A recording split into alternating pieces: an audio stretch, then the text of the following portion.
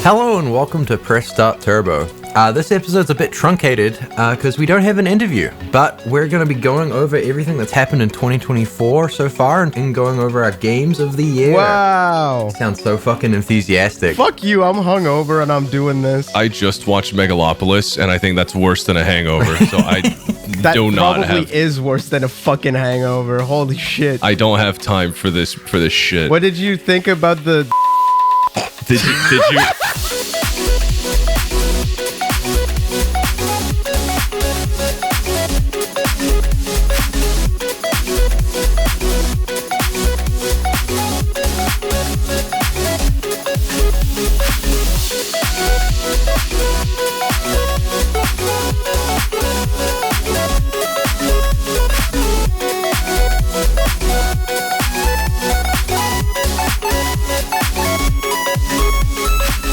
Whoa, are we just spoiling Megalopolis for everybody right now? I'm gonna censor it. Billy, when that happened, I gagged in real life and let out a big, huh? And I got a lot of shushes from the rest of the crowd. They were very invested. Yeah, and when you turned around, they were all wearing uniforms.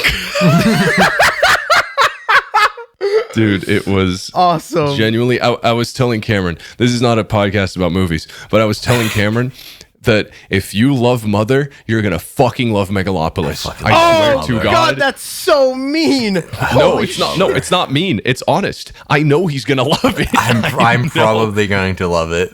I'm not even like... That's the most insufferable movie of all time, though. Yeah, but like it's great because of it. No, we're not. We're not. Fucking Okay, anyway, talking whatever. about Mother. We're not talking about not. Mother. We can't do this. We can't talk about fucking Mother. Speaking of, I've been playing. have you been playing? I've been playing Indiana Jones and the Great Circle, fuck. and I've been having a fucking excellent time. yes, I hate that guy. It's fucking awesome. It's if you've wanted to watch a good Indiana Jones movie, finally you get to play one, and it's freaking epic. It's like it's so hard to describe because I think everybody who has heard about the Indiana Jones game kind of just assumed it was going to be Uncharted, right? Because that's just what makes sense, right? But then I heard who was making it. Yeah, I exactly. assumed it would be very similar to just, you know, single player linear. You just go from one end to the other of the level, and that's that. No. So all of the levels are pretty open, at least the ones that I've played. They have like very linear stuff in them, but you can there's like a bunch of shit to find and go explore, do some puzzles, go fucking bonk Nazis on the head. Wait, should I censor that one? I don't even know anymore. Yeah. Context spoilers for Megalopolis. Wow. It's fine. That movie sucks. So it's like the levels are open, right? Yes. It's big open, but like I also heard the word immersive sim being thrown around a lot about this, and that word gets thrown about for fucking anything. Yeah. It kind of lost all meaning for me. Would you say it applies to this? In immersive sim is you're so right in that it's a word that's kind of lost all meaning because so many games that you would assume wouldn't be in the immersive sim can be counted as it. I would not call this an immersive sim. Okay, so what you're saying is that there's no option to vote them out. Yeah, but you can if you want, like sneak past, like or like debate them in healthy discourse. Yeah, healthy discourse. Cool. Yeah, in the marketplace of ideas. This game actually takes place in the marketplace of ideas. That should have been the title. Indiana Jones and the Great Marketplace. You could in the sense of like an immersive sim where you're not strictly railroaded into one type of gameplay. Like you can. Would you say it's like Hitman level? No. No. Well, no, it's not Hitman level. You know, you have objects that you can throw and fuck and like, you know, mess with the AI and stuff like that. Like you can fuck in the marketplace of ideas. Anyway, you can fill like glass bottles and stuff like that, and you know, like all the usual things you can expect. That's actually the best part about the game is that like I guess, and this is maybe why people say the immersive sim stuff is that you're it's first person and you're doing melee fighting, and you can just pick up random fucking objects and just either like chuck them or use them as melee weapons, and then they all have, they break after like 3 or 4 hits, like it's Dying Light or something. Mm-hmm. It contextualizes and like makes into gameplay, fiction of what Indiana Jones is doing, where in, where he's, you're just picking up random shit to hit people with because you're fighting dirty. And you've got you can use your whip to like hit weapons or whatever out of the hands of people, and then you can then go and pick it up and then like use it against them. It's really fun, like, and just the sound. I think what sells it the most is just the sound effects are so fucking meaty. Dude, I saw the fucking punch is the same punch sound effect from the movie. Yes. It's the best. It's the same punch sound effect. It sounds like you're fucking firing a shotgun off and you can charge it up as well to do like a big fucking hit. And it's awesome as well because it's like, you get spotted and then you just run up and just fucking clock them over the head and you're all good. Going in and out of stealth in that way is really fun. But yeah, and it's just a game with so much whimsy like the movies have, and like has so much like heart, and it's just really fucking fun to play. I have one question. Because I do really like Butcher Bay, and I heard that this game shares a lot of DNA, and a lot of people that worked on Butcher Bay worked on this, which has me very keen. My main worry is that first-person melee combat, back then we had no standards. Now we kind of have standards. Is it actually... What's the standard for melee in... For first-person melee combat? Yeah. You're going to laugh, but I'm going to say Kingdom Come Deliverance. I fucking knew it was going to be Kingdom Come Deliverance, actually. But when you say like you can pick up different objects, okay, this is going to be a specific pull. Does it feel seamless? Like, for example, like when you're fucking beating on a guy in Yakuza and you're hammering on him when you're using beast style, he'll pick up like something automatically, like a bottle is near you, you'll pick it up and then just fucking smash him over the head. You have to like pick it up and then hit him. Type shit. Yeah, you've got to like aim at the thing or have like a glowing outline and then you can pick it up. It's not as like, So it's a lot more precise and a lot less contextual. Okay, honestly, I fuck with that. I just fuck with Indiana Jones. I have such a fucking weird thing about adventure, like any story that's like a globe-trotting adventure has always been like, I used to be obsessed with Indiana Jones as a kid. I still kind of am. That's like, man, that's one of the coolest concepts ever. It's so fun. There's like the weird little occult stuff that happens from time to time, and when they announced this game I was super excited about it, and I'm still super excited. I just can't run it. I just can't run it because I don't have an Xbox and I have a shitty PC. Sad. All of the environments are so detailed and insane. It is kind of crazy. I mean, when they, one of the first things they showed off was just they remade the first scene from the first movie in engine and everything, and it's like it's like shot for shot. It's just the movie. The fidelity of this game, and it's like facial animations and stuff like that. And like Troy Baker's doing a really good job doing his impression of Harrison Ford. Oh, he sounds exactly like him when he was younger. Yeah, no, it's crazy. Nowadays, I mean, spoilers for people who haven't seen the Game Awards this year, but Harrison Ford kind of looked like he was gonna crumble into dust. I mean, the dude's fucking old as shit. Dude, I can't believe he showed up. He was reading the teleprompter. He saw something he didn't like and said, "I'm not reading that." Yeah, he's 82. Guys, remember Captain America and the Red Guy in theaters next summer. What the fuck is the Red Guy? It's Harrison Ford. It's fucking Harrison Ford, brother. No, but the Red Hulk, wasn't that Carnage? No, that's Spider-Man. I'm a fucking moron. You fucking idiot. How dare you dude, no. Please. Bro, seeing the state of him at the TGAs and then remembering he's going to be in a fucking blockbuster action movie that comes out in a couple months. How am I going to see the Team America puppet strings like hanging off of his arms during all the scenes? He was in an action blockbuster like last year, though. Yeah, he was in the other Indiana Jones movie. Yeah, but last year wasn't 2 months or 3 months from now, whenever the fuck that movie comes out. I think they're still doing it. No, I'm talking about fucking Indiana Jones and the Dial of Destiny. No. Diaper of Destiny? Yeah, what are you more talking like about Diaper of Destiny. Jesus Christ. That movie sucked. Didn't they CG him for half that movie? Am I crazy? Or They did. They just fucking added his face on top of some other younger actor or some shit. It was Troy Baker. Just kidding. Troy Baker's way too fucking tall. That guy's a freak. What are you implying, Ed? I'm implying that he's a freak because he's shorter than me. No, fucking playing, not implying. You racist. I'd mock the fuck out of him. Yeah, what's up? Before we move on real quick, I just want to circle back to something you said, Cameron. Earlier, you said that the enemies in Indiana Jones and the Great Circle were people.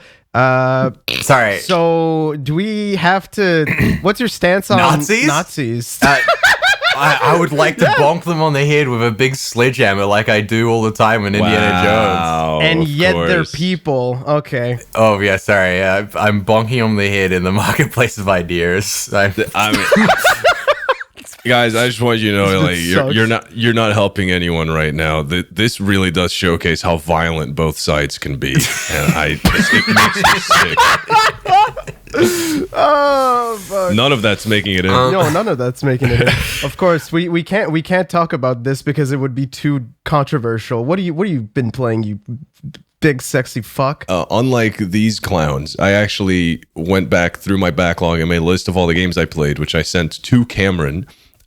Which was posted after the big explanation of why I think New Colossus isn't as good as New Order. Oh my god, are we seriously bringing this up? Reply to. No, it's whatever, dude. You want to fucking argue this out right now? All right, say whatever the fuck you're gonna say, and then I'm gonna roast you. Which one is which? Is New Colossus the first one, or is the other New one? Order? New Order is the first one. New Colossus. I like New Order more. Doesn't matter. We're moving on. I like New Colossus more. Anyway. Yeah, whatever. Doesn't matter. Yeah, so does everyone else.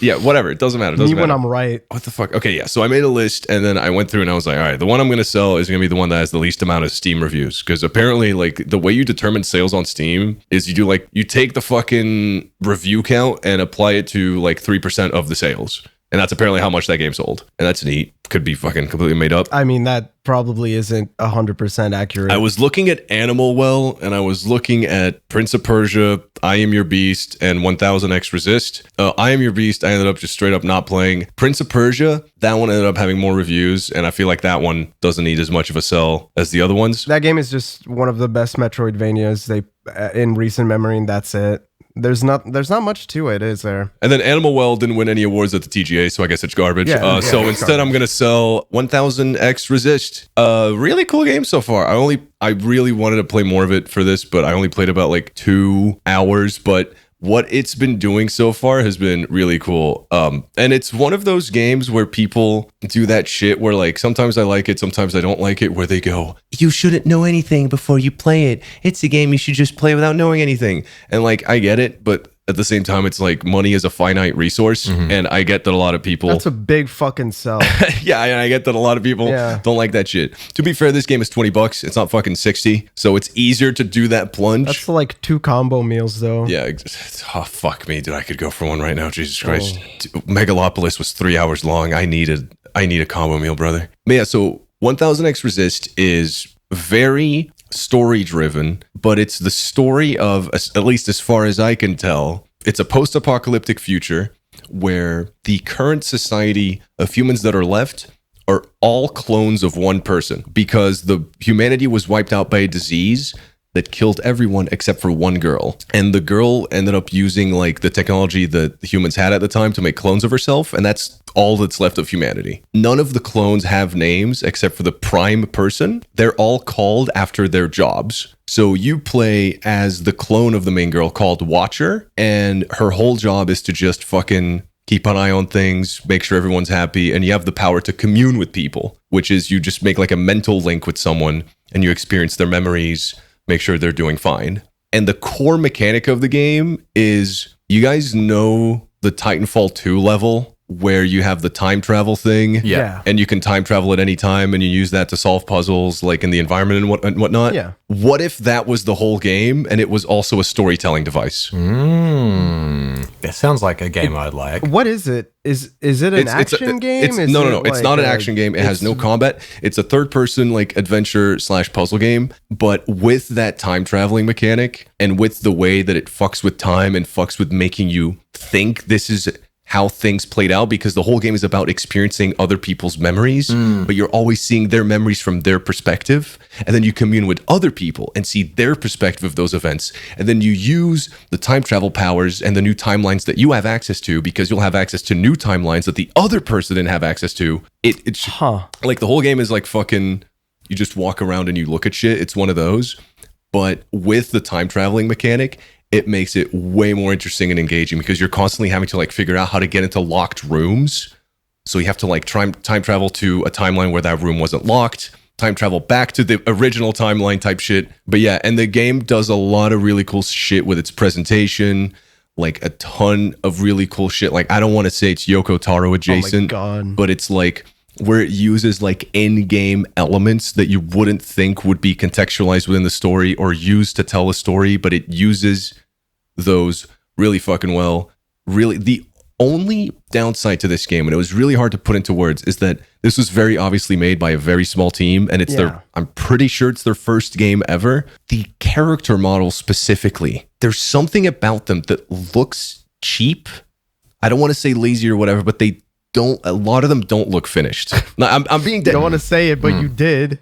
I don't want to say, but like it's definitely looks like a limitation that they probably had. It sounds pretty ambitious from the way you're describing it. They fucking went balls out with the writing. But the thing is, in spite of like how cheap, like especially when you're wandering around the environment, sometimes the game can look a bit ugly. Yeah, like the lighting can be a bit flat. I don't know if you guys are looking at screenshots right now. Yeah. But I'm watching gameplay because I couldn't put into thought what the hell. Yeah. But you see what I mean. And it's kind of a visual novel, third person thing. It's not. I promise you, it's not a visual novel. So, because from the way you're describing it, sounded very similar to like 13 Sentinels or something like that. In terms of its also no. Also no. Then what the hell is it? I'm so confused. It doesn't have any combat. It's just fucking like walk around. It has way more going on than the Telltale game. So whatever that is, but the writing is good all the time. Okay. And it's kind of like puzzle, like you're trying to fit things together. Like kind of like Obra Dinn in a sort of way. I didn't play Obra Dinn, so I won't be able to comment. Fucking awful human being. Oh my god, I don't even know what that is. Obra Dinn is the game with the Game Boy aesthetic where you're like, oh man, that guy died because of this. You're a detective. But just to conclude, although I do feel like some of the character models, especially when there's close-ups or like some of the environments that are never like really the spotlight, they look like a bit unfinished. The game's sense of art direction and the game's sense of cinematography and blocking and everything. Every other time I turned a corner in that game and there was a camera cut, it was fucking insane, dude. You get hit with some stunning imagery in this fucking game. Okay. Despite the fact that like a lot of it looks like if you fucking do the Krobie Cat thing, we're like, oh, look at this patch of grass. I'm zooming in and it's pixelated. Like, obviously, if you do that shit, fuck. But like, in spite of their limitations, it's a fucking gorgeous game. Going on itch.io and fucking doing that to every single game I find. But yeah, no, really cool. I would love to play more of it when I have time. In conclusion, it's $20. If this sounded cool, go try it. If anything past the 2-hour mark is dog shit, I'm sorry, but it's been really good so far. And yeah, I'm going to purchase this on your recommendation right this second. Look at that. Oh my god! Well, look at that. The sell worked. You're welcome. Actually, I just bought it too because when you said time travel and all that, I was like, oh damn. That sounds really good, actually. I mainly just bought it because a lot of people I respect were talking about how like this game does like shit that like. There's always a key sentence I hear for video games that makes me want to like, yeah, fuck it, I'll buy it. Is when I hear shit like it does the kind of storytelling that only video games can do. Oh, okay, I see what you're talking about. And that's when I go like, okay, well now I have to try it. You know? No, I simply must play this. But yeah, Sunset Visitor and then a bunch of characters. You're welcome. I just got you $40 after. Wait, that's before the Steam cut. Whatever. Gabe Newell, you're welcome. Billy, you go, please. Yo, big ups to Big Newell. Big Newell? The Big Newell in the sky. Fuck, I can't remember what I was going to say. All right. Speaking of games that do time travel and are... Okay. Such a natural... He's gonna talk about Shitterhead. I think he's gonna talk about Shitterhead. Yeah. We're gonna have to talk about this. I don't know how to. All right, which Slitterhead camp are you in? It's all god awful dog shit, or it's god awful dog shit, but it's awesome. I'm gonna predict that Billy's a centrist on this fucking. I'm not a centrist. I don't want to be a. You're not a fence sitter. You're a fence slitter. I don't want to be on the fence about this. The thing is, I know where I stand with this game. By the way, I will say, when I say that I played this game, I mean I 100% completed the game. Oh my goodness. So I know very well about how this game is and everything. It's the most difficult game to talk about because I don't think anybody should play this game unless you're a actual fucking sicko. That game is for a specific type of person, and I don't know who the fuck that could be. That it's a game for no one. It's awesome. It drives me insane. It's like people were like, because for some reason they were kind of hyping it up as a AAA game. It is not a AAA game, not even close. The moment they showed gameplay, I was like, "Oh, this looks bad. Yeah. This looks bad." It's a AA game made by the people who made Siren, right? Yeah, Siren. The guy like behind it was like fucking what's his name, Keiichiro Toyama, who I believe is the Silent Hill guy. Yeah, I think that's right. Yeah. I mean, it's a Siren game. It's a Siren game with less horror, more action. Saying that this is a horror game is insane. It's got horror elements. It's like spooky, but there's not a single moment where you're going to be playing this game and go, "Ooh, that's so much." The game, for people who don't know, you are an entity that controls humans. And you switch from one human to the next, and humans have abilities, and you hunt down these monsters called Slitterheads, because the Slitterheads are bad, or are they? And also, there's a mystery happening. Saying what they are is a spoiler. Gotcha. Yeah. Dude. I think I'm gonna start crying just recounting this fucking game. Bill, I have to remind you that this segment is called The Cell. You sound like you're bursting into tears. You started this with nobody should play this game. I don't think people should play this game unless they're really sick in the head and unwell. I mean, I feel like I'm like slipping on ice and just like stressed out just thinking about this game. That game, I've never been more angry playing a game in my fucking life. That game has some of the worst pacing I've ever fucking seen in a game. It's level-based. The level-based nature of it is fucked because you keep replaying the same levels again and again and again, but depending on which day you do it in and depending on where you are in the story, you might have knowledge about like, oh, I can stop this thing from happening and it's gonna change what happens. You get your first rarity, which are rarities are basically your main characters that are humans with like supernatural powers, like having claws for hands or a shotgun. Right. And those guys are very powerful, and you always bring two with you on every mission, and they show. And so how does it actually play? Like, what is the gameplay of it? It has third-person combat. It's a third-person adventure action game, and it's level-based. So basically, if you you start a level, you're going to be thrown into a place. It's going to tell you, okay, you have to infiltrate this place. And then once you infiltrate this place, then you might have a little combat. So to infiltrate the place, you have to body swap into somebody that would normally be there. You know, so like, I don't know, you have to go into a hospital. So you're going to find a doctor and then possess that doctor to get you into. So it's like Hitman, but instead of costumes, you're just jumping between people. No. Okay. Saying that it's Hitman is... No, Cameron, if you say that it's like Hitman, people might buy this game. We can't do that. True. We can't have that. The puzzle, I really like the puzzles, actually.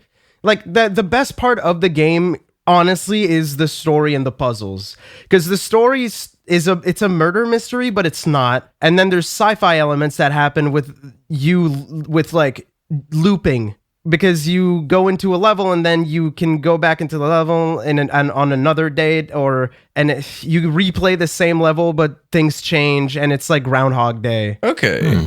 Ooh, I like that. But you have to do the combat. Okay. And the combat, I'm trying so hard to try. It's so difficult to talk about the combat in this game because it's good. No, it really sucks.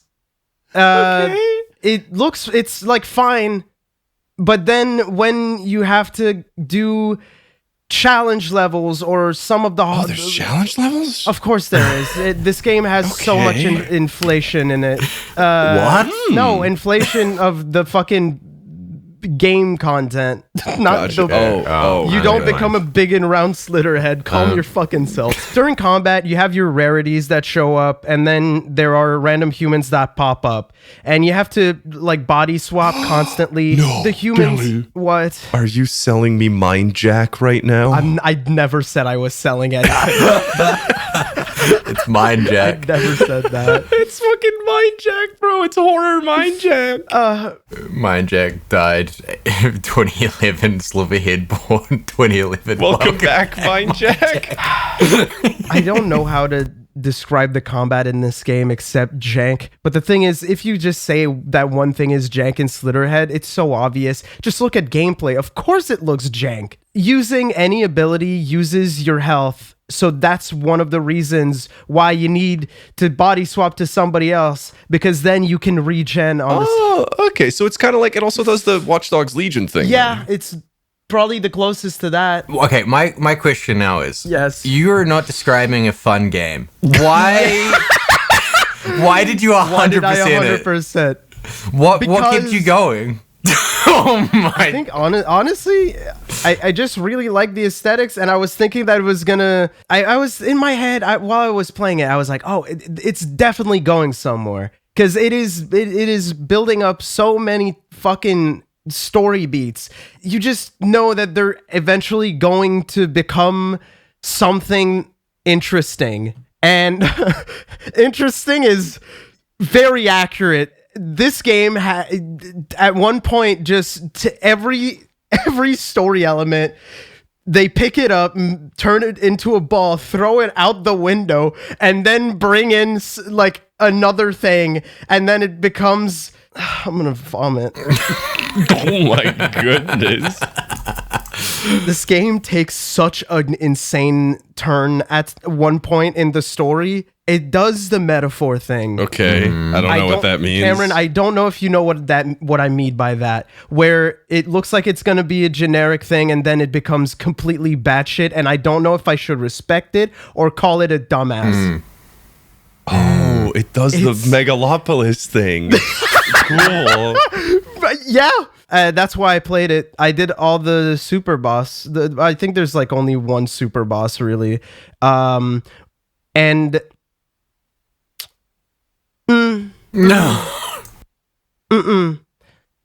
No. Okay. So your recommendation is no. If you can stomach hot garbage. I don't want to say hot garbage. I don't think it's that bad. That's the thing. I don't think it's that bad. And also, I'm very skewed from playing it to 100% because playing like 20 hours of that game is more than anybody should play. But the story is like, let's say 6 hours. Sure, maybe if you can find it on very, very, very big sale, or if you like weird Japanese horror psycho ideas, it's a game for sickos. Like, there's nothing else to it. I honestly, genuinely, nothing else to it. This guy could have made Gravity Rush 3. And this is... I fucking wish. That game is so good. Holy shit. It's kind of crazy to think that he went from Gravity Rush to this. I guess he did make Silent Hill back in the day. And Siren. I respect the hell out of Bokeh for making a game this weird in current year. And this is their first game, was it? Releasing it. It's the first Bokeh game. But I'm going to be honest. It is so similar to the PS3 version of Siren that was episodic that it's kind of nuts. And I don't know if people even, because there is sidejacking in this even. There's literally sidejacking, like sidejacking. Siren. You can Okay. you press a button and then you look through the eyes of a Slitterhead. That was the thing that always to looked hunt cool. the Slitterhead. Oh, it's not that cool because once you find them, you have to chase them, and when you have to chase them, oh my god! I remember thinking Siren always looked cool because of that feature. I'd watch people play it and like they do like the picture-in-picture thing, and the game would drop to like single-digit frame rates, and I was like, "This is the coolest shit ever." Well, luckily we live in a world where nowadays you can do that concept without it dropping frame rate. But they used it for evil by making this game. I don't recommend this game. I don't. I genuinely think that game made me a worse person. But I don't know. I feel like this game is the most mixed I've ever felt. If I sound insane, it's because I think I might be. It's if I sound insane, it's this game's fault. Yeah. All right, what a where's that in your top 10 list? Where does that sit? $20. Listen, if you can pick up this game for $20 and you play it, you might like it. It's not boring. You know, there's a lot of games that are so fucking boring. People tell you they're bad, and when they say that, they mean it's boring as hell. This is not a boring game. This game is anything but boring. That's the best thing you've said so far. It's the fact that despite everything, you will not be bored. Now I'm actually interested. Not just like Mother. It is right. It is. Shut the fuck up. It's got so many gimmicks going on and so many weird things happening. If I'm not a psycho, how long is it? I think it would be like 10 hours for the... Okay, so it's normal. 10 hours for base and then 6 hours for... 6 hours more for doing the... side stuff and collectibles. And by the way, I will say I don't think it's worth doing the collectible hunting. It is not worth it to get the special rarities because the special rarities are just so useless because the only character that is genuinely good is it's like, you know what this is? The 3 base ones and the hobo. This is Billy wishing he could send a message to past self to warn about the future that you're about to go to. I don't know if you guys know how much I paid for this game. That game came out full price. Yeah, no, I see that it's full price. I see. Yeah, so that might have another reason why I got buyer's remorse while playing it. I was like, well, if I paid that much, I better fucking complete it. But yeah, no, genuinely, saying that even though it is half dog shit, half not dog shit, it is at least never boring. That to me is like, that is a huge half compliment. Dog shit. Like, listen, half dog shit, half not dog shit, pure evil. the difficulty spikes are so ass. Oh. Okay. That game is so hard in some really specific ways. That is definitely a I will wait till it's $10 and then I'll play it. Yeah. I think it's worth playing the first hour to see if it's worth it for you. Okay. This is one of those games that in like 3 years somebody's gonna make a video on it, like an adverb of noun video about Slitterhead, and everybody's going to be like, misunderstood masterpiece. But I'm gonna be honest, I think it's very understood.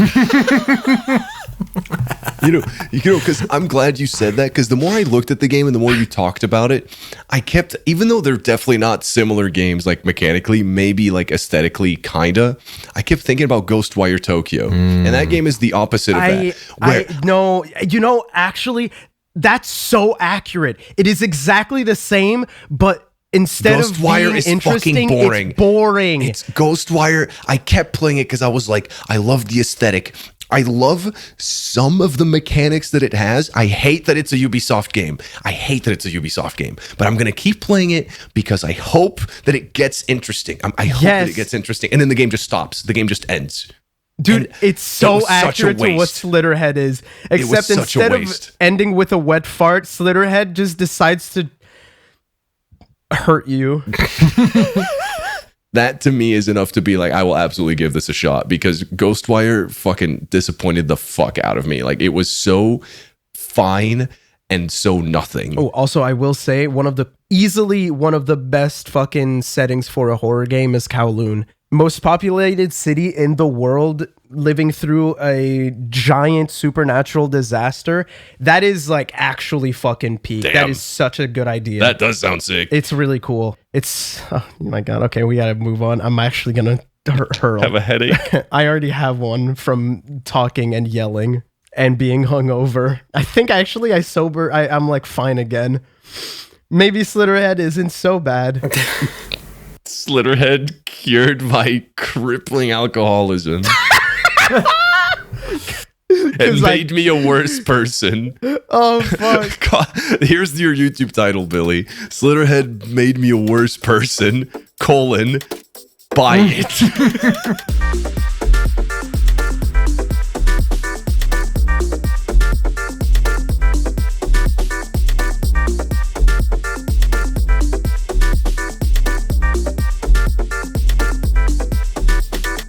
Anyway, should we talk about some fun stuff? Yeah, maybe we should talk about some fun stuff. Maybe we should talk about our honorable mentions and best games of the years. Yes, let me go get my list.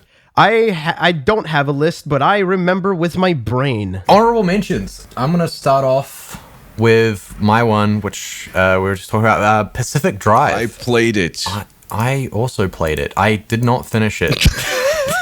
I also didn't finish it. That's a big fucking game. Did you play it, Billy? I mean, I tried to play as... Well, we already talked about Pacific Drive when it was the demo for the Next Fest earlier this year on an episode. It was interesting, like, playing it once the full release came out, and there's obviously, like, a lot more stuff there. The best part about that game is its world and the way in which... it's also... The best part about that game is when you're first playing it and you don't know stuff about the anomalies, and every single place you go to, you're scared of all the shit that's around you. And you're like, oh fuck, I can't go in there because like there's some weird shit over there, and I don't want to fuck up my car. The thing with that game is that obviously this is part of the progression, is like you go on and you obviously like become more knowledgeable about stuff like that. That you find that a lot of the stuff it isn't very challenging, or like there isn't a lot of stuff that will trip you up unless you're. It does get tense sometimes. It's just, I don't know. What are you guys thinking? You've both played it. I'm gonna be honest. I only played 2 hours of it, so I only did like 3 expeditions around. I'm gonna be honest. So far, it's kind of boring, but I think it's because the game is very, very slow in giving you new mechanics to play with. Because so far, all I've been doing is scrapping cars, mining. Yeah, it's both really slow and really overwhelming. Like, the thing is, the game throws new things at you slowly, but when it does throw new things at you, it throws like fucking 10 of them at once, and I'm just like, dude, you gotta slow down right now. The start is so bloated. It feels stressful sometimes because I'm like, you can't give me like 20 fucking things to take care of when you come back to the garage. To remember all of them. Yeah, it's like, okay, you have to do this, and then you have to fucking scrap for these types of materials. And then also, we just opened up a new wing in the fucking garage, and now you have a new room that has like 30 things in it, and it's like, oh my god. That's a lot. I will say, so far I am really liking it, but it is absolutely a game, and I'm going to sound like a prick. It's absolutely a game where I need to be in a specific type of mood to play. Yeah, absolutely. Because, like, I need to be fucking fully in the zone and fully paying attention, because until I figure out how that game's loop works, I'm just going to be annoyed the entire time, because I'm just going to be like, oh god, how the fuck do I do this? Oh god, and what about this fucking mechanic and this and this? I don't remember. Like, you have to, it is absolutely a game where once you get in the zone, it feels great, especially with all the weird emergent shit that can happen once you're out on a trip. And I feel like the more you play, it does like the Monster Hunter thing, where the more you play, the more the base just kind of runs automatically, expands and runs automatically, and it cuts back on all the, like, it's teaching you how to do the shit, but you only really need to do that shit once you're out in the field. And then once you're back at the base, you got to like just fucking like, refuel your car, rebuff it, and you're good. Like that's how it got by like the end of my last session, which definitely shows because my first session was like an hour, my second session was like another hour, my third session was the last time I played, was the longest I played, which was like 2 hours, maybe 3, and I was like, "Ooh, I'm really fucking with this." But then it introduced like fucking 5 new mechanics at me, and I went, "Okay, I gotta slow down." Also, it doesn't help that it oftentimes introduces all this stuff and throws it at you, and the way you save the game, I don't want to say it's confusing because it's not that bad, but it's kind of it's every time you enter a new place, right? It's every time you enter a new area. Sometimes you'll be in an area for a very, very, very, very long time. Years. It's. I didn't notice that because I was specifically like, I'm literally only gonna stop playing the game once I fucking get back to base. Which is how you're supposed to play it, right? It's got a very specific loop of it will give you a main mission objective, and it's get to this place and do some stuff there. One of the best parts about this game, and like as someone who plays games like Tarkov and like extraction shooters, it takes a lot of that DNA and puts it into a single player game where you're going, you have your home base and you're going out and you're gathering stuff, and then you're coming back and then you're improving your stuff so you can go out further, and that loop is super, super satisfying. But yeah, it does definitely, especially earlier on, it becomes a lot easier as you get on in the game, because there's you kind of understand what the anomalies are, and a lot of them can be dealt with by stuff that you find and like equipment you get. So it has the same issue that a lot of, I don't even know if it's an issue, it's just how progression works, right? Where you get stuff that makes it so you don't have to care about that stuff at all. But then that introduces a new problem, like you have to worry about your energy management and things like that. Yeah, my thing is that just like you have to be, you're right, you have to be in that like mindset for it, and the loop can kind of get a bit monotonous in the sense that it's always going to be, okay, my car's got hit, or I've got to refuel and rebuff, and then I need materials because my equipment that I used to fix it is breaking down, and then I got to go find that. So it becomes like very rote, and especially like later, like I keep having to buy new storage stuff in my home base because everything's just full. Yes, like you have so much stuff, and you can't even use half of, like, you want to be using it when you're actually out in the field. That's when you really need it. And it's like that is the tension I find fun about extraction games, of like, how much stuff am I bringing with me versus how much stuff am I hoarding in my base? And you always want to be bringing more than you're hoarding, but yeah. See, that makes it easy for me to say I don't think this game is gonna hit well with me. No, absolutely. You have to like, if you're not there for the vibes, if you don't like that kind of like crafting, breaking down stuff to craft shit, and you're not like, oh, I love my car, it's probably not for you. But I think it's like if you hear all that stuff and you're like, oh fuck, I love the forest or whatever, survival crafting game, it will have a lot there for you. That's what's keeping me playing through it. Like, even though I fucking hate Rust, I fucking hate roguelites, the game's vibes and aesthetic and the way the car feels to drive around in is so immaculate that like I'm like, dude, this rocks. The best like feeling in the game is when you finally have enough stuff to craft a new engine and you fucking floor it and how fast you go.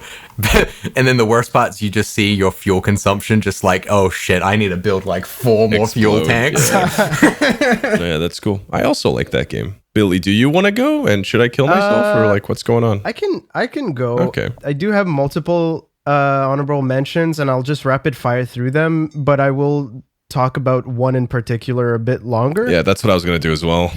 Mostly because we literally already talked about these games. Yeah. Gory Cuddly Carnage is still one of my favorite games I've played this year by far. It's just so fun. We did an episode where I talked about Gory Cuddly Carnage on Press Start Turbo, and we also did an interview with the developers of Gory Cuddly Carnage, Angry Demon Studios. So if you're interested in learning more about that game, it's basically hoverboard DMC Xbox 360 game in current time and day. It's very, very, very, very good. And it's also very short and cheap. And then Kunitsugami Path of the Goddess. I need to play that. Capcom gave me a key to play this game. It's just good. That's it. It's just a really good tower defense game. It's very weird, and I'm really happy that we are seeing like AA games like Kunitsugami, because it's so weird, and a lot of people are going to play it and say like, this is not for me, but it's still made by this giant studio that put as much care as they would on like their big projects like Monster Hunter and shit. It's really fucking cool. Like it's polished, but it's also like focused and not mega bloated. Yeah, exactly. It's like it's got a scope that's not disgustingly huge. It's perfect. It's just really, really well paced. Oh, I just really like that game. The game I want to talk about is Crow Country. That came out this year? Yeah. It was like May 2024. Oh, wow. Yeah, go on. Yeah, 2024. You're right. I'm just double checking because I've been hearing about Crow Country for so long that I thought it came out a while ago. Was at the Next Fest demo last year. Gotcha. Yeah, it had a demo last year, but it came out this year. Crow Country is just so good. It's a fantastic little evolution of the PSX survival horror stuff that we're seeing a lot of, except some of it feels more Nintendo 64 in aesthetics. It has fantastic puzzles. The pacing is fantastic.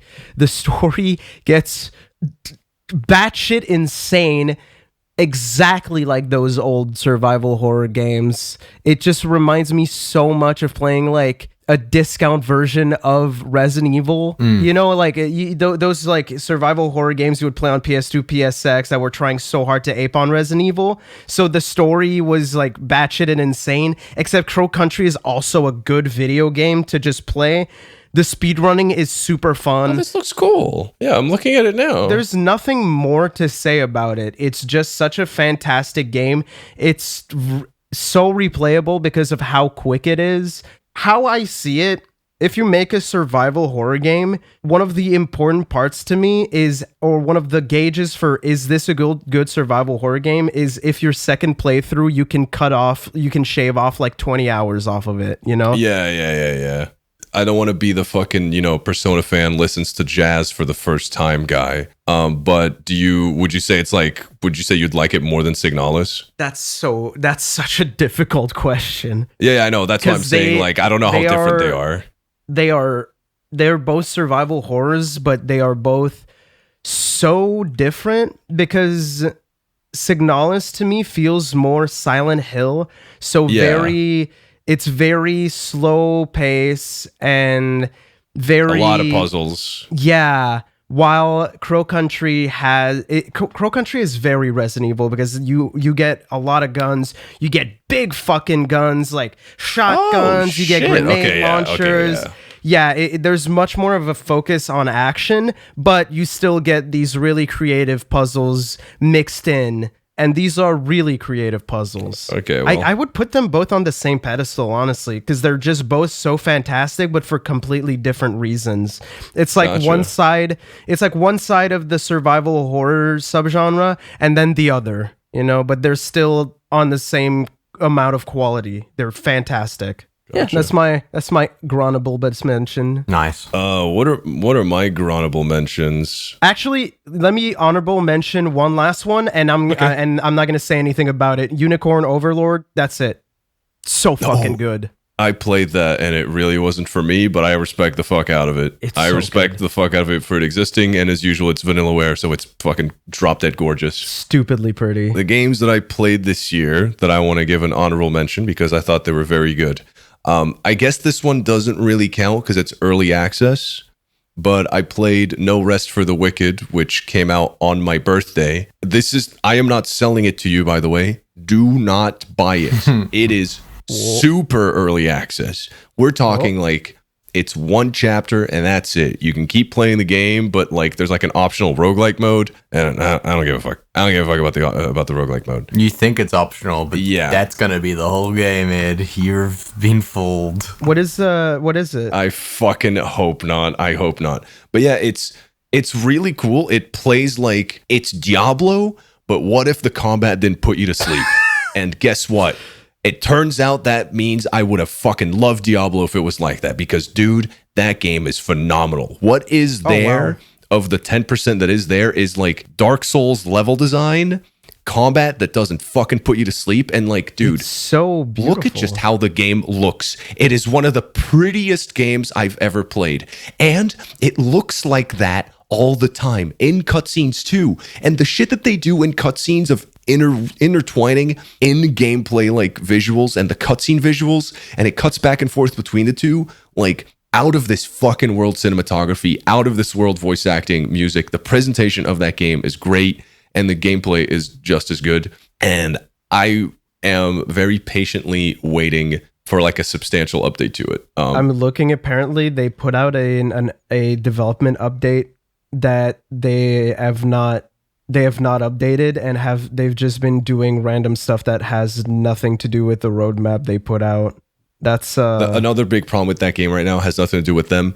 Private Division, their publisher, is currently on fire and has been on fire for a couple months. So I am cutting them a lot of slack. Yeah, this game might not come out.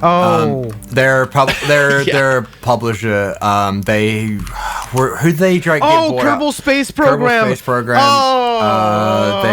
They're the ones who did Rollerdrome and deleted that studio. They made the monkey game, Ancestor. That's right. Take-Two owns them. That's the one. So yeah, that game's funding, I think, is currently on fire. So I'm cutting them a lot of slack. But what is there right now is fantastic. And if it does get finished, this is a fucking game to look out for.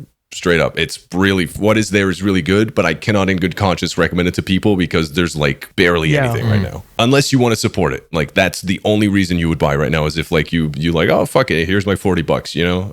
Use this for game funding, but you know, publisher on fire. Like so, you don't, who knows where that money's going. Exactly. I'm looking at it right now, and it is full price, so you can decide for yourself. No Rest for the Wicked or Slitterhead. Your only two choices. Gabe Newell removed every other game from Steam. That's it. Oh fuck. Helldivers 2. I mean, everybody fucking knows Helldivers 2. That was one I was going to announce. I had a lot of fun with that. Space Marine 2. Also, don't need to talk about it. I had a lot of fun with that game. I was really surprised by like how just fun that game was. Just reminded me a lot of like the 360 era when we get like a game like that like every month, you know. This year has been really good for games that have like I don't have much to say about them, and they're just fun. That's it. Yeah, they're like Space Marine 2 is like game, man. It's so cool that it's a game that's so like graphics, but it's a game that's also like so focused. There's no bloat in that game. It just does the thing that it's good at. That's it. I will say though, the best thing they added is that fucking parry mechanic. It's so fucking satisfying to pull off every time. Yeah, it feels like the first game, but better. It's really good. Yeah. The Silent Hill 2 remake, that was my first experience with Silent Hill ever. I had never played a Silent Hill game before that. I thought it was pretty good. But man, halfway through my playthrough, I turned my difficulty to easy because that combat, I knew you would say that. I agree. I'd be fine if the combat was bad on purpose, if they didn't make you do so much fucking combat. Oh my God, that game has a lot of combat. That dodge feels awful. It's crazy as well because of how much better the other gameplay that you do in that game is. Like, I think the Silent Hill 2 puzzles are of the survival horror puzzles that I've ever done, like they blow Resident Evil's puzzles out of the fucking water. Like so far, it's not even close. They're not even the same ball game. Like if that game was, a few hours shorter because you didn't have to do as much combat, it would be so much better for it. That's why I turned it down to easy. The moment I turned it down to easy, I started liking that game way more. Right. Okay. I might do that as well. When I 100% because of the dodge. Like everything else is fine with the melee. It's just that dodge just feels sluggish in a way. Oh, it's inconsistent as well. It feels inconsistent. That's the worst thing you could do. And I don't care if it's because of tension buildup or whatever. It's just not satisfying. I thought Luke Roberts did a fantastic job. The audio design was fantastic. Snubbed, by the way. Yes. Absolutely snubbed at the game. No. The Hellblade girl should have won. Oh, I'm so mentally ill. Yes. Oh, okay, let's move on. That was your honorable mention? Yeah. Honorable mention of Hellblade 2. Honestly, I mean, yeah, sure. It was nowhere near as good as the first one. There was no really reason to make a second Hellblade, but whatever, who cares? It was pretty.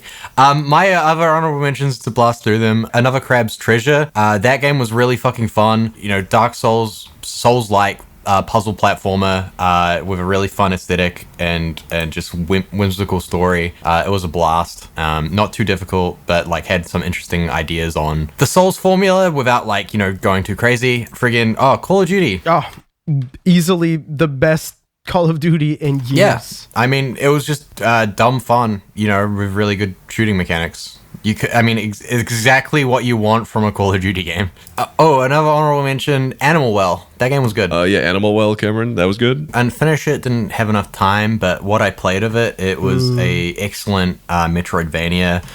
Beautiful game. Like if you've seen any screenshots or anything of it, it's fucking awesome. Every single new ability I got, I went, that's really neat, and the way that you utilize it is also really, really cool. It's not just like, you know, fucking Metroid, you get a rocket pack or whatever the fuck. Oh, now I can shoot a door that's green. It's like you get an actually really interesting ability that completely, like, that has a unique mechanic that changes the way that you interact with the world. Like, my favorite one was you get a slinky and you're like, what the fuck is this? And it just works the way a slinky does. You know, it goes downstairs and shit like that. But the way that you do that with the puzzles that it puts in front of you is just so cool and interesting. Yeah, I really need to go back and finish that game. Yeah. Yeah.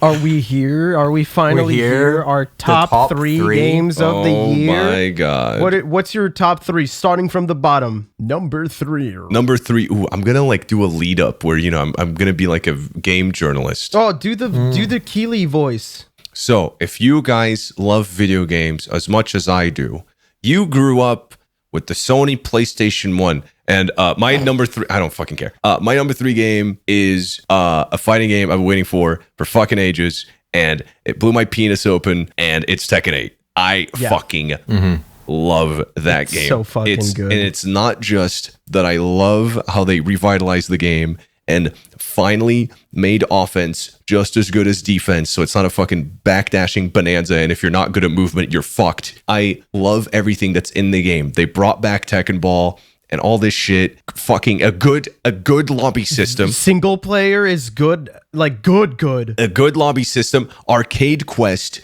is one of the best additions to the series because Tekken finally has a tutorial that doesn't suck dick. It's crazy. It teaches you everything. It probably is the best fighting game tutorial of all time. Yeah. No, for sure. Finally, the story mode in that game. It's so peem.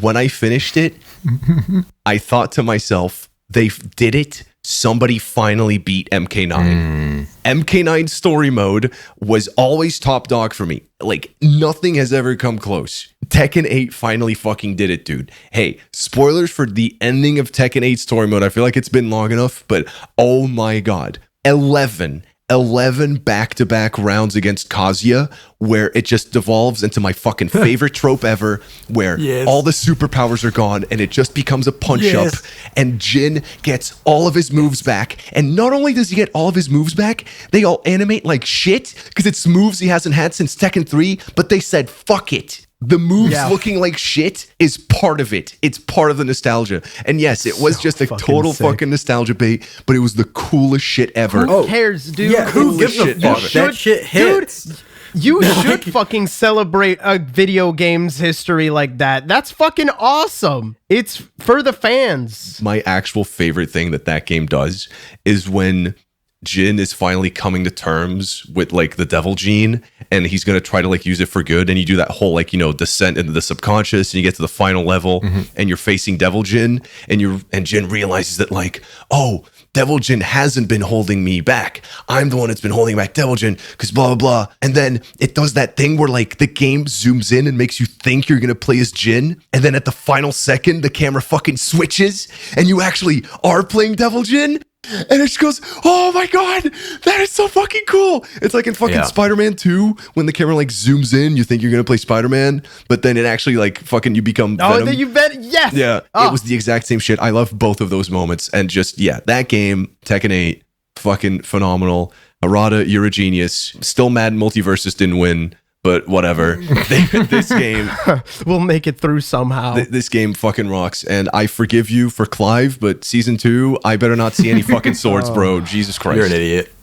I think it's also, I mean, from my perspective with Tekken, it was... And especially like modern fighting games kind of solve the problem of living in New Zealand and playing fighting games. It's playable. The netcode and the way that they have done rollback and all of that stuff, that technology has progressed to a point where I'm running sets against Ed like the other side of the fucking planet, and it's playable. Do you remember playing fucking Tekken 7 with us? Oh, holy shit. No, I don't. It was unplayable. I don't remember playing Tekken 7. You don't, because you couldn't. That's right. I couldn't. We would try, and it would just get errors and stuff like that, and actually being able to play and like get rounds and be able to fucking like, you know, in a non-competitive like function, like I can play the game and not have a terrible time. I'll see Cameron teleport every once in a while because that's just how rollback works, but neither of us have input lag. And that's what fucking matters. Like, I don't care if I see Cameron teleport sometimes, like, oh, my reaction speed. Like, I don't care. I hit the button, my fucking punch comes out. Yeah, as long as the match doesn't literally pause. Yeah, and it doesn't. It's just that, like, oh, I thought he was crouching. He was actually punching. Who gives a fuck? All of the stuff that they have for new players, and all of the tools that you have, like the replay features, being able to play like and try and redo like where you messed up is like genius shit. And I just want to say all of those features are sick. Replay takeover, the ghosts, all of that shit. And I just want to say that game is still good, but I do think it's hilarious that all of the latest Street Fighter 6 updates have just been, we need to catch up to Tekken. They added fucking replay takeover. They added the fucking ghosts. They added all the shit that Tekken had at long. Oh, and no, they also added the jukebox. Just kidding. Their jukebox, you gotta fucking pay for it. Oh, it's all fucking season pass DLC shit. It's so ass. Oh, yeah. Just wait until Tekken Volleyball comes out and you gotta pay for that, Ed. And then you're gonna be thieving. And I fucking will. With a smile on my face. How many Tekken coins, Harada? I'll fucking do it. My number 3 is Balatro. Oh. I fucking deleted so much of my time. I understand 80-year-olds who sit on fucking pachinko machines in Japan.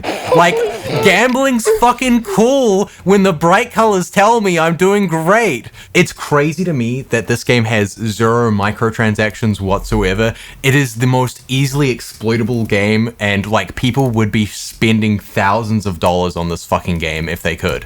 But it's just incredibly addictive, so fucking fun. Ed will hate it. It's a roguelike. I like we already knew.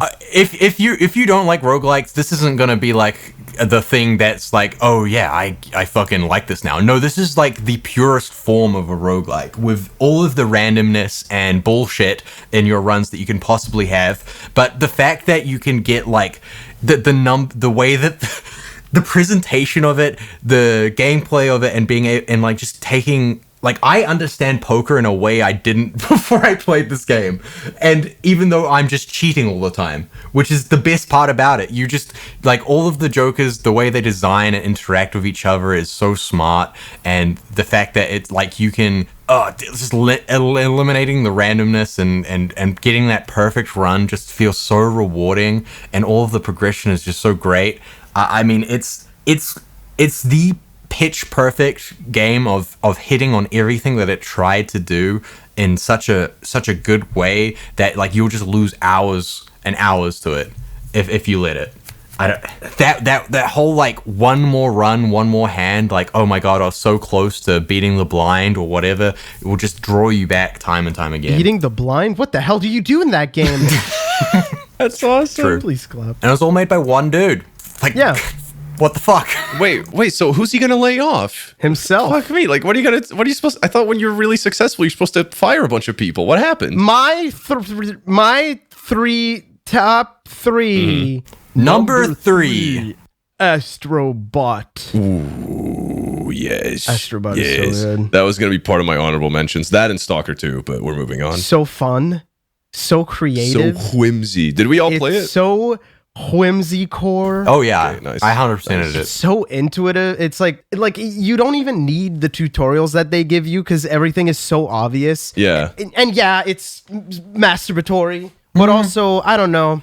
I would push it back against that. I don't think it's masturbatory. Okay.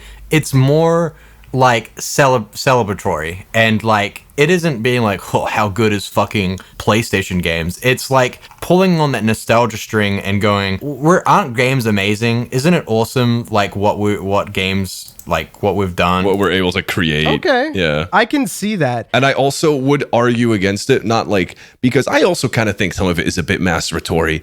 I'm looking at the Horizon level for no reason. Yeah, but that's I mean, you got a fucking Industry Plant game, you know, it has to be in there. But I will push back against it, because if Astro Bot was a game that was not a Sony product and it was just a game that came out, I would love it just as much, even without all the fucking like nostalgia. Yes. Because, dude, some of these levels are fun. So good. Holy some of the shit. Most creative fucking platforming ever put in a video game. And it's creative. So simple too. Yeah, dude, that's exactly what I was going to say. It's so creative, but there's like 3 buttons. Yeah. It's a jump button, a hover, a punch. Is there even anything else? Sometimes you have a power up. Yeah, your powers are on your triggers. Yeah. That's right. That's it. And it's so fucking stupidly simple. Every level has something to it. Like, it does the fucking, like, Rayman Legends thing where every level has a gimmick. Like, it might not be, like, super overt and massive, but every level, there's no bloat. There's absolutely no bloat. It's always a gimmick that's interesting, at least. And I have even to the gimmicks I don't like as much, they're at least interesting. Can we have a quick, since we're talking about Astro Bot and I love that game, can we have a quick favorite level, like, roundup? Oh, man. Because I have 2. If you guys are struggling to think of, I have 2. It's the Loco Roco level, because, oh my God, I did not expect a Loco Roco tribute, and it was fucking awesome. That level is so good, dude. That was the biggest smiler on me. And then the second one is the first mouse level. Holy shit, the first mouse level is awesome. It's so fucking good. I think the mouse level would be one of the ones I would pick. It was either mouse level or casino level. The casino level was fantastic. Casino level is fantastic. Any of the ones with the time stop, time stop, it's just so fun. Honestly, I fucking love the secret final level as well. Holy fuck, dude! God, it's so hard. That thing is evil. That thing is evil. But like the feeling you get once you finally did it, unbelievable. Like I think amazing. Anybody who like presses the fucking share button at the end of that has like a run that looks fucking awesome, because you have to be able to complete it. You have to be able to like do like the proper jumps, get your timing right. It's God, it's so good. The best part is it never feels unfair. It feels evil, but not unfair. It is such a fucking brilliant mechanic that your hover button is like a safety net. Like I don't think I can think of another game that does this, where the hover button is a safety net. Like, Rayman has it, fucking Donkey Kong Country has it. But because it's an attack too, the game can fuck you and be like, if you use the hover button, you're going to destroy the platform that you're supposed to land on. So you have to choose between precise jumping or safety net, but you might kill yourself. And that is so brilliant, dude. I love that game. Every part of that game is so well thought. Also, by the way, this was my number one. So fuck you, Billy. But every part of that game is like so pitch perfect and thought out and just designed around fun. Like, it's just, everything's like, what could we possibly do to maximize the amount of enjoyment someone can have in this level, and like make people go, oh wow, that's cool, like, oh my God, that's so different from what I've just done. Even though I don't, it's just like, if people said this a lot, but it's so true. It's like a game that's perfect for reminding you why video games are like so special, because they can like create these fucking experiences that just blow you out of the water. I love the fucking water level in this game. It's really fucking really good, dude. It's really also good. The music in the entire game, the music is so fucking amazing. Yeah. Holy shit, that's one of the all-time. It's an all-timer soundtrack. I will. One last thing I'll say about Astro Bot is just a question for you guys. Did you play the Christmas level that just came out? I have not played it yet. I have not. I played the speedrunning levels, but I haven't played the Christmas. I didn't know there's a Christmas level. They just released it yesterday. There's new little guys to pick up on that level, and there's one that made me the smiler. There is one guy that made me the big smiler. I mean, there's an obvious level in this game that made me smile so bigly. I fucking almost imploded. I could not believe they acknowledged and made a fucking level about fucking Horizon, right? Ape Escape. Oh, yeah. Horizon. Okay. I thought you were gonna say the Uncharted one. That was pretty crazy to me. And here's the other one, right? I like that one. Cameron's water level is this for me. Like, Astro Bot is so good. I fucking love the God of War Ragnarok level. I could give a fuck the music about that is so good too. I could in give that one. a fuck about that game, but that level's amazing. That level is so good. Man, Astro Bot is good. Holy shit. Unfortunately, 2 other games were better than it this year for me, so whatever. True. My second game is definitely better than Astro Bot, because that game was for a series that I thought was fucking dead in the water, and it was coming out of a developer that I wish was working on other shit, and the game was so good that the team got dissolved. That's right. My second game is Prince of Persia: Lost Crown. Oh. Yeah. Hey, man. Some of them will be working on the Rayman game. And some of them will be working on the game that will never come out. So that's dope. And some of them will be working the unemployment game anyways. Yeah, some of them will be eating out of a fucking box. Back on point. The Lost Crown blew me away. Genuinely, what a fucking phenomenal game. Earlier this year, this summer, I was like, I never actually got to play Metroid Dread. I should play it. And I thought, wow, that is the best Metroidvania ever made. I was stupid. The best Metroidvania game ever made came out January of this year, and no one played it. Lost Crown is fucking incredible. I don't know why people didn't play it. It's because of multiple reasons. Because it's Ubisoft, because it's 2D Prince of Persia, and a lot of people associate Prince of Persia the 3D games now, even though the series did start as a 2D platformer. Yeah. And also, it's a Metroidvania. I had my doubts about it. I guess there is just too many of them. It's very strange. It's very different than what Prince of Persia usually is and has been. But then the moment I found out the UbiArt team was working on it, I bought it and then never played it. But I was like, I need to buy this game at launch. I need to make sure this team keeps their jobs. They survive. Which, you know, whatever. Good job, man. You did it. You're welcome, by the way. I finally got around to playing it. And yeah, that game is just incredible. I don't even know what there is to say. All the time powers that are in that game are fantastic. The platforming is so tight. The platforming mixes parkour in it, like the original games. And it's so cool. It's actually so fucking hard, dude. The game actually feels pretty easy for like the first 2 hours. The moment you get to the underground areas and you do those enemy designs as well. There's this one enemy that you can only get around once you get a specific time power that's like half fucked up creature, half broken statue that kills you in like 2 hits. The combat is Devil May Cry, I guess. Yeah. Like, what the fuck, dude? The combat system is incredible. The bosses are amazing. Dude, what Metroidvania has combat as good as that game? Yeah, because not even Metroid's combat is fine. Metroid is basic. It's fine. Serviceable. Yeah, exactly. And Strider, it's not good. And Strider's is also super basic, but it's satisfying. Like, they're always like just fine. Prince of Persia's Lost Crown is so actual combo system.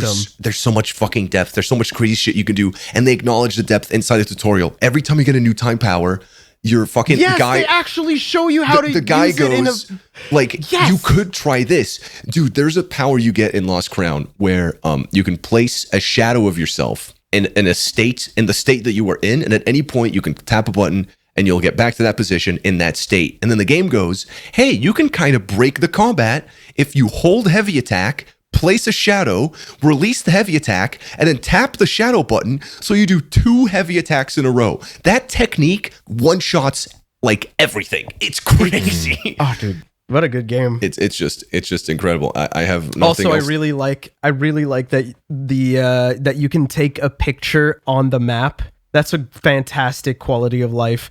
Amazing feature. Accessibility features in that game of like, you don't just leave a marker. No, you're leaving a fucking picture, an exact snapshot of the thing that you're looking at. Yeah, you will remember what this is. It's phenomenal. It's just, that game is immaculately designed. It is now the best Metroidvania I've ever played, straight up. Speaking of immaculate design, okay, my number 2 is Dragon's Dogma 2.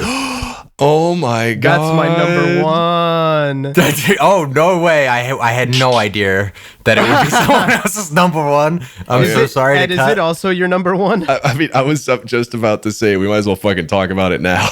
Yeah, might as well. Okay, so Ed and I's number 1 is Dragon's Dogma 2. Go on, Cameron. Yeah. Oh no, that's all I had to say. Why is it not as good as number 1? Dragon's Dogma 2 is why it's not my number 1. Because I dropped it for like half a year and then currently finished it just recently, and I think I don't know. I think I just got a bit like it's one of those games that takes a lot out of you to actually play. You have to be it hates you. It hates you to death, that game does. And you have to take it on its terms, but also be able to like exploit a lot of the stuff in the game on purpose.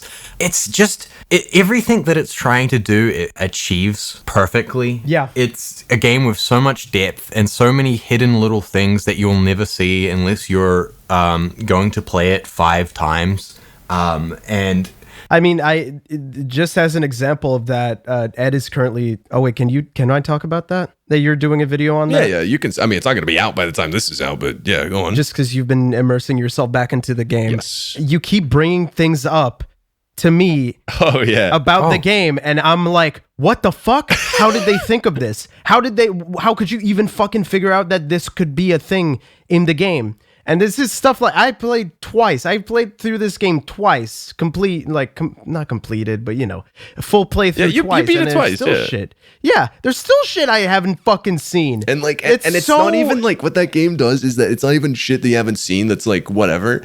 There's like full on unique encounters that are in fucked up spots of the map that the average person will never see. They have like something that. Like things that are even have like more like presentation and value than a lot of the story quests in that game. There are entire fucking cutscenes that are hidden and you would never fucking know it exists. And he recontextualizes entire parts of the game and it's hidden. All of the way in which the game is designed is so smart. Like even from how the classes, how it kind of they streamlined them. They not only streamline them, but it encourages you to change things up and change what you're doing. Because if you're like a min-maxing nerd and you want to get the best build possible, it forces you to go out and actually play classes that you wouldn't have done otherwise, because that's where the good stuff is. Because of the augments. Yeah. It's just such a smart way to do it, because you don't like if you're like a stick in the mud and really don't want to like fucking change shit up, then that's fine. It's just you're not going to have the most optimized fucking build of all time.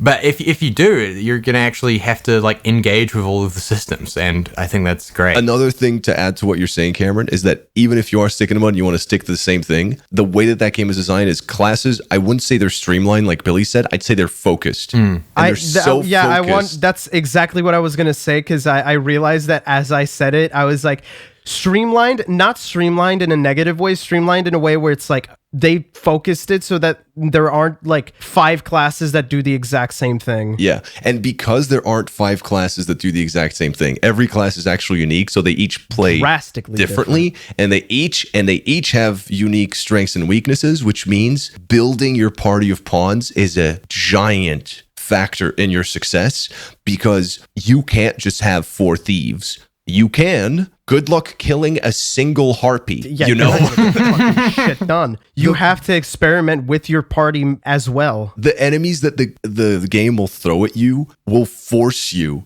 to just. You have to have a diverse party. You have to actually prepare. So much of the ethos of that game is preparation. The entire game is built around like, okay, I'm at the fucking village. I need to make sure I have this, and this. I need to make sure that I have like the correct abilities that synergize with both my own kit and my pawns. I need to make sure my pawns aren't going to fuck me over. I need to make sure they're not stupid. You can purposefully both give a pawn the personality of someone that is stupid and train them poorly so that they actually become fucking useless. They literally fuck over other players. They fuck over other players. I found this out like a week ago. You can teach stupid pawns to not catch you when you fall.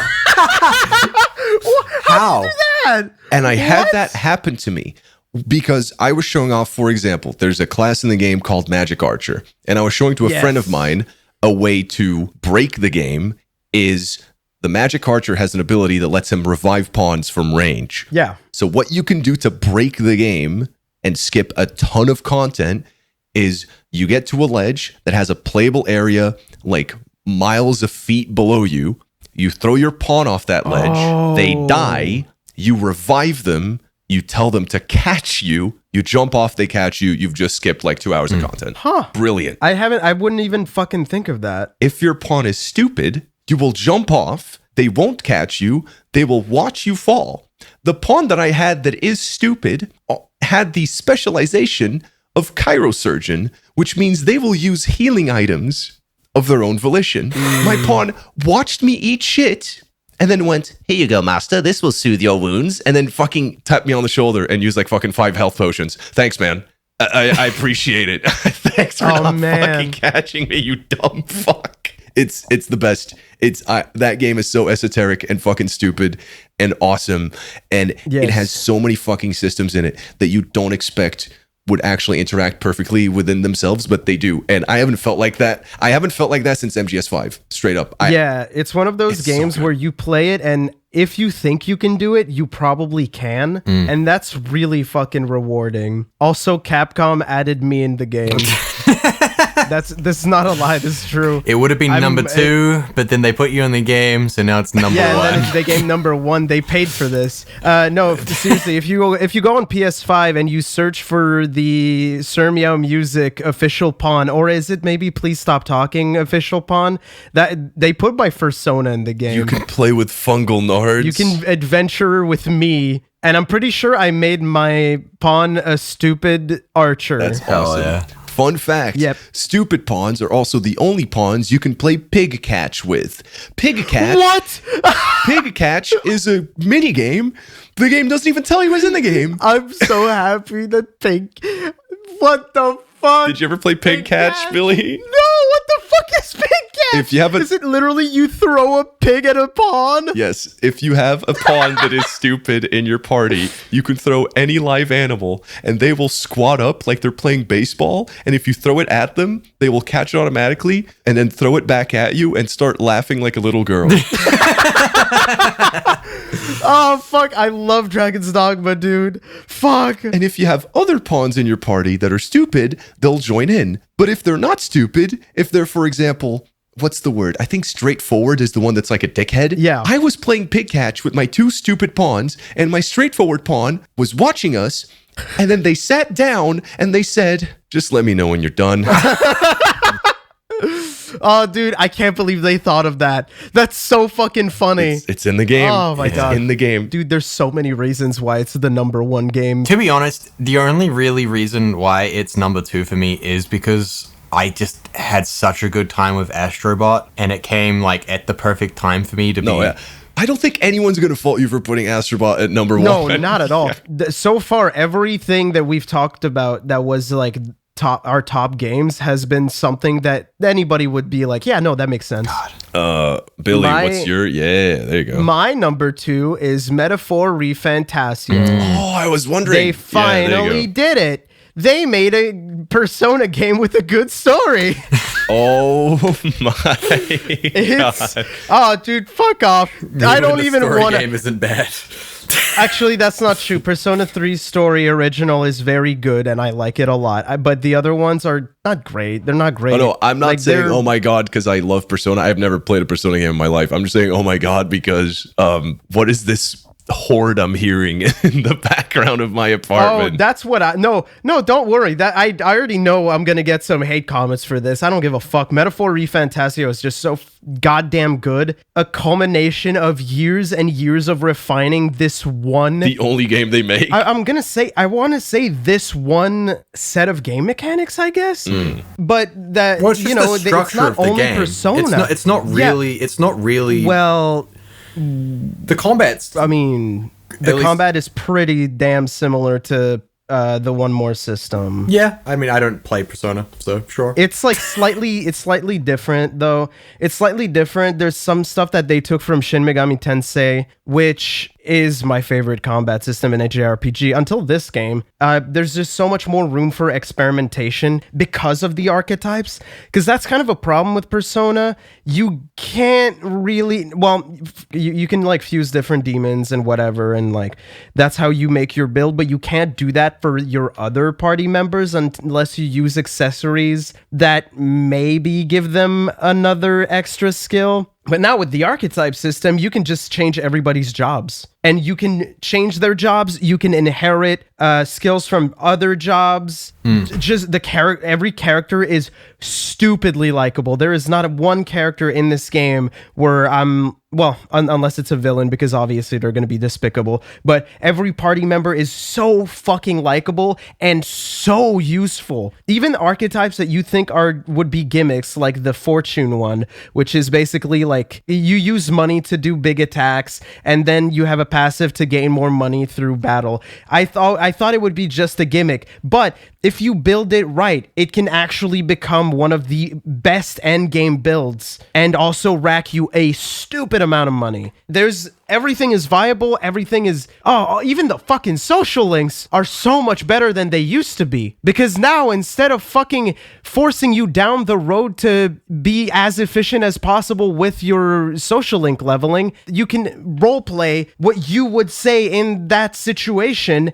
And if you say something that would align with what the character wants to hear, all they'll do is give you some mag, which is so much better than giving you just more experience. Because specifically in Persona 4, at one point you meet a woman and you have to tell her that her child is a stupid, ugly fuck and you hate children, for her to be like, yeah, I agree. Here's extra XP because you said the right thing. And nobody in their fucking right mind would ever say that to a woman.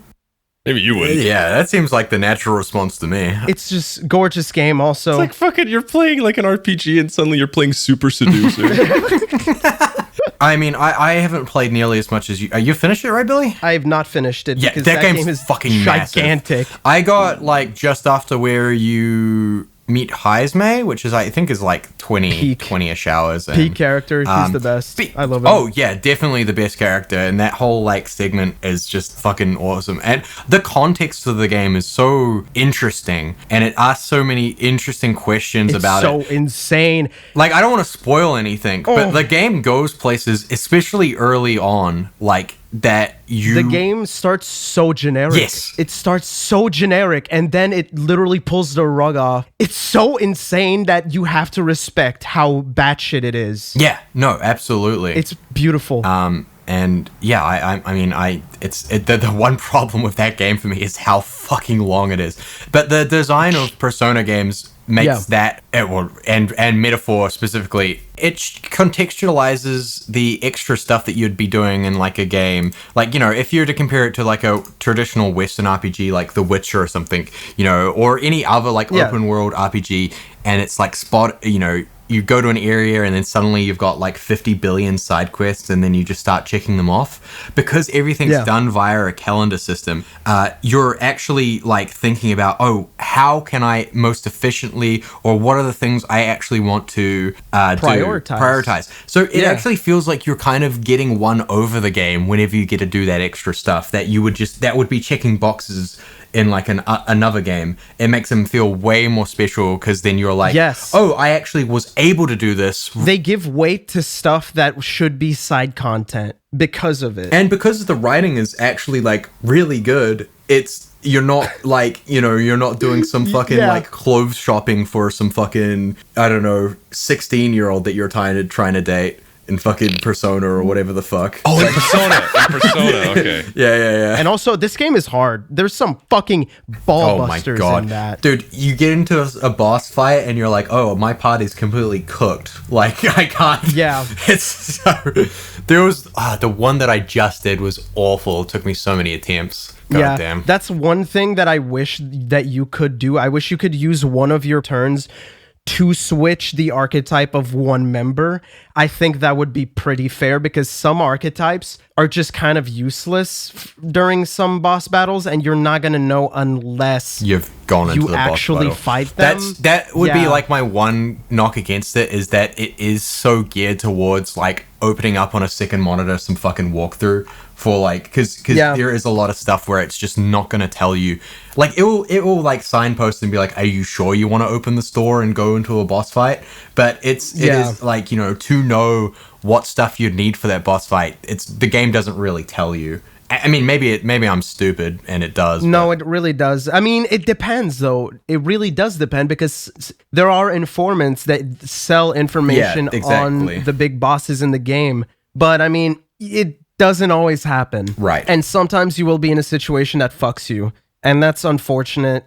And it's the one gripe I have with the game, with the combat system, is just let me use, like, wasting a turn in this game is already such a big deal that I don't think it would be crazy to say, like, hey, I want to use this turn just to switch my archetype. Yeah. I think that's like super fair and would still be really balanced. But yeah, Metaphor, fantastic game. That's my number 2. And with that, did we do everything? Yeah. And so is yours. We didn't do mine. What's your number one's not Dragon's Dogma 2? Dragon's Dogma 2 didn't even make it into the top 3? I never said it did. What? Oh, what's your number 1? He's going to say something stupid. I hate him. My number 1 is a game that I finished last night. What? My number 1 is a game that made me cry like a baby. Oh, wait, he's not making a bit. My number 1 game of the year is 1000X Resist. I lied. I didn't play 2 hours. I played the whole game. What? God damn it, he's done it again. Okay. I'm being dead serious. That game is magical, genuinely. I'm glad I literally bought it and downloaded it during the recording of this episode then. Billy, can I be honest? This might be your favorite game ever.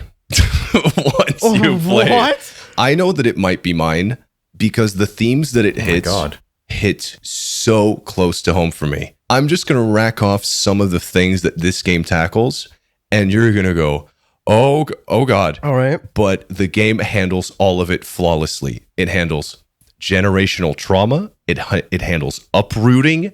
It handles what we pass down isn't just our genes, but people that we are. And this one went, oh my God, it handles Hong Kong. And it does so. Oh man, you're right. That does sound like something that I want to play. What the fuck? The moment you said generational trauma, that's one of the most interesting themes for any horror media that I play or watch or consume. So you saying that in the context of something that's not horror is really interesting to me. And the way that it handles it too is such, like, while it is a sci-fi world and while it is technically post-apocalyptic, it's not near level where the world that the characters are in is not nearly as, the characters are the core of this.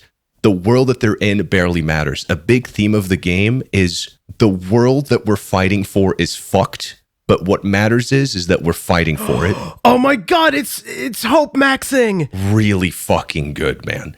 And especially the uprooting bit, it tackles, there's a specific word for this, but it tackles a lot of like the conflicting feelings that I think the word for this is expats, that people have, that were like their roots are set in a country that they've never even seen. I'm Portuguese and I've never lived in Portugal. And that game handles that through the perspective of one of the main characters who is a Chinese person living in America and they've never seen China. Dude, the emotional beats that this game takes you to me, were like, that specific part of the game was like, oh, this is hitting something I didn't even know was in me.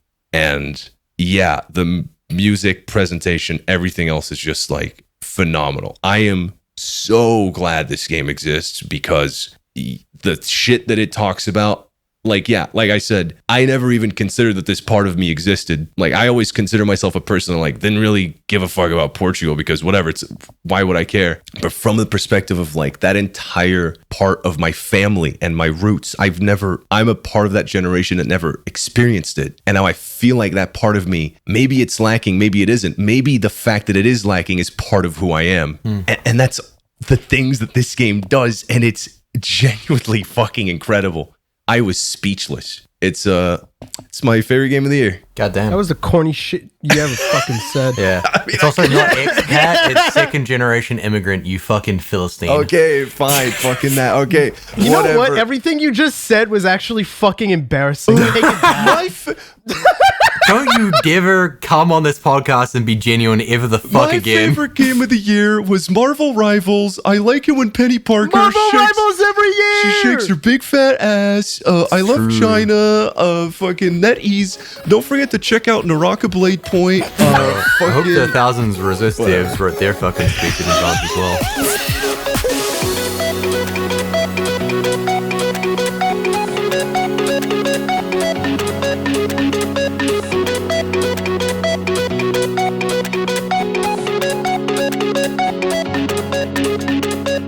Hey, thanks so much for listening. This episode would not have been possible without the help from our patrons, such as Alan Diver, Bland But Funny, Boopaloo, Brain Soup, Brass, Cassandra Crash, Chips, Chris Chapman, Diamante Yogurt, DX Studios, Edward McMillan, Eric Scott Gillies, Ethereal, Geef, Generic Phoenix, Guy Beam, Invictus Echo, Jaybird, Lambda Man, Leo the Geotech, Lucavia, Mr. Starchy, Mr. Shirt, Pharmacy Fruit Bat, Preston Husk, Random Diamonds, Rat Supreme, Roey the One and Only, Ryan Rocket, Spherical May, The Frost Ace, Ulbert, Will9455, and Woodstock. Thanks so much for listening, and we'll see you next time.